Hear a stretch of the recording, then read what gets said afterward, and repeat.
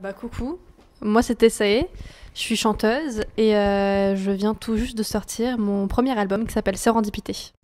C'est oublié sans rancune, derrière moi toutes les erreurs s'accumulent. Une dernière fois, c'est oublié sans rancune, derrière moi toutes les erreurs s'accumulent. Une dernière fois.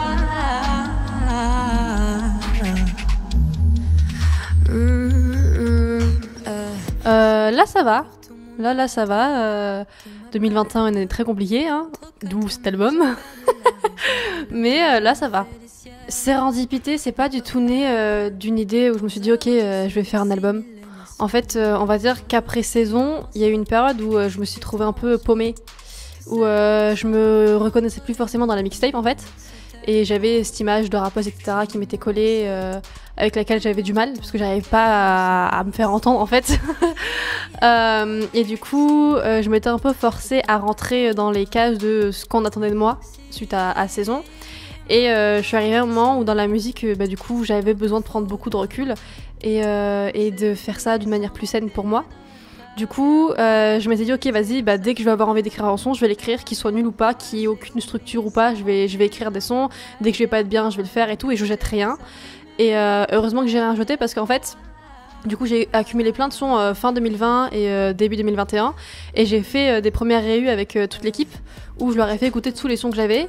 Et pratiquement tous les sons que j'aimais pas, en fait, c'est les sons qu'on a gardés pour l'album parce qu'ils les trouvaient cool. Et finalement, en les réécoutant, en ayant une oreille différente et plus de recul, je les ai kiffés aussi. Mais ouais, en fait, c'est un peu...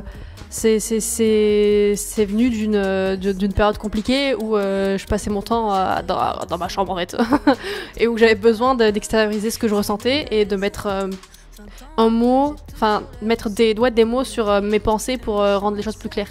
En soi les réseaux, j'essaie de relancer un peu par-ci, par-là, etc. parce que ça a été quand même compliqué 2021 même s'il y a eu de l'activité qui est revenue, mais c'était quand même, tu sors du Covid quoi.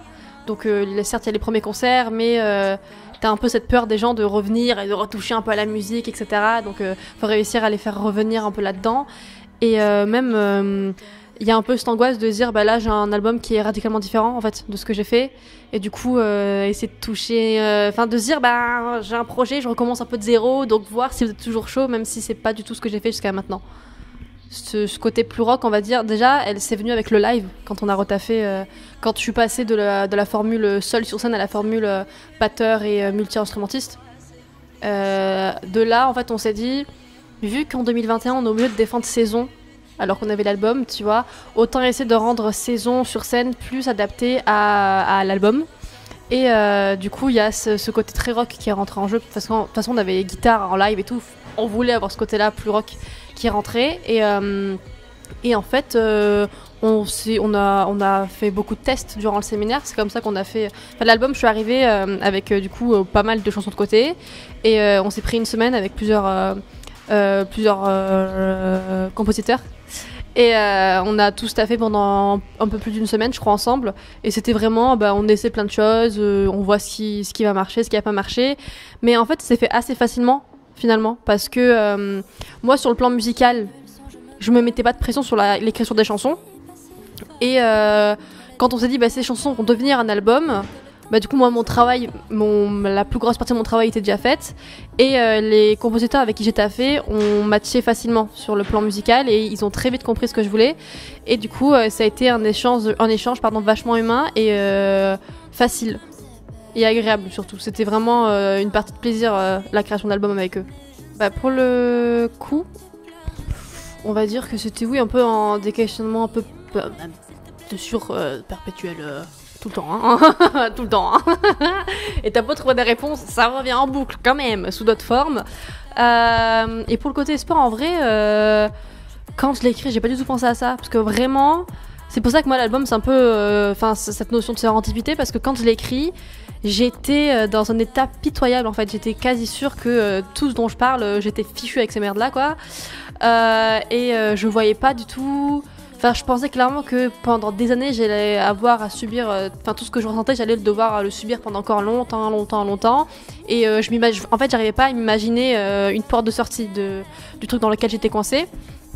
Et finalement, en écrivant l'album et sans m'en rendre compte, bah le processus de création a fait que j'ai réussi à prendre du recul sur tout ça en fait. L'album, c'était un peu une phase de sans m'en rendre compte en fait. Je me guéris en fait, j'ai cicatrisé sur certains points, ou du moins je me suis décrochée du côté vif de certains sujets avec cet album-là, et c'est de là en fait que moi vient ce côté un peu d'espoir, c'est parce que finalement l'écrivant, j'ai réussi à m'aider, on va dire d'une certaine manière, et voilà. De toute façon maintenant je me dis tout arrive pour une raison, tu vois. Et j'essaye de prendre tout ce qui peut m'être néfaste, on va dire aujourd'hui, d'une manière plus saine, où je me dis c'est là pas pour rien. C'est-à-dire que si y a un truc qui me fait mal, c'est parce que je dois travailler sur ce truc-là, et autant m'aventurer là-dedans, donc aller vers ce qui va me déranger, ce qui peut me faire du mal et ce qui peut me faire peur, plutôt qu'attendre, parce que c'est ce que j'ai fait pendant des années, c'était attendre et éviter tout ça, pour finalement ça me retombe dessus et que je me retrouve submergée par tout ça, et certes faire un album cool, mais sur le moment être noyée à cause de tout ça, quoi. Au fond de ma pensée, il y a ce truc de je sais, c'est sûr, il y a des moments où je vais repasser par des phases où je serai pas bien, tu vois, parce que de toute façon c'est la vie, quoi, tu vas bien, tu vas pas bien. J'espère juste pas rechuter à ce point-là. Et c'est sûr que je sais, en fait, vu comment j'ai souffert, on va dire, intérieurement, mentalement, j'espère ne pas pouvoir trouver pire que ça. Ou alors, si ça arrive, je sais que j'ai pu m'en sortir de tout ça, alors que sur le moment, je pensais que c'était impossible. Donc évidemment que ce sera une petite référence à moi-même, en espérant ne jamais avoir à la réutiliser et à rechuter aussi bas. Si j'avais quelques secondes pour changer le monde, je me changerais. Si j'aimais quelques secondes cachées dans ce monde, celle que j'étais. Le grand message dans cet album-là que je me suis passé, c'est un peu... j'ai toujours été coincée ou dans le passé ou dans le futur, mais jamais dans le présent, en fait. J'ai jamais vraiment su à vivre au jour le jour et ressentir les choses sans me dire, ok, ça a un impact sur le futur, ou je suis comme ça par rapport à ce qui s'est passé avant. Et que ce soit l'interlude, l'intro ou la fin, en fait, l'outro, il y a cette notion de temporalité et le fait de me dire, en fait... le but avec cet album, c'est de me recentrer, c'est de ressentir ce qui se passe aujourd'hui et pas hier ou pas demain, quoi. Écoute, en espérant qu'il arrive à toucher des gens, qu'on arrive à le faire, toucher un public plus grand, parce que c'est les gens qui vont l'écouter, qui vont le faire vivre, quoi. Parce que moi en soi, je l'ai créé et je le partage, mais c'est pas du tout de mon domaine, en fait, de faire en sorte qu'il arrive à toucher du monde, quoi. Donc ouais. Enfin, pour moi, tu vois, la main la plus importante dans la musique, c'est vraiment le public, parce que c'est le public qui fait du bouche à oreille, qui va venir voir les concerts, qui va donner de la force, qui va écouter, etc. Donc faut vraiment que voilà, quoi, qu'ils fassent leur part de travail. Ce qui est cool, en fait, quand tu parlais des influences, c'est que toutes les influences sont pratiquement pas de moi, en fait.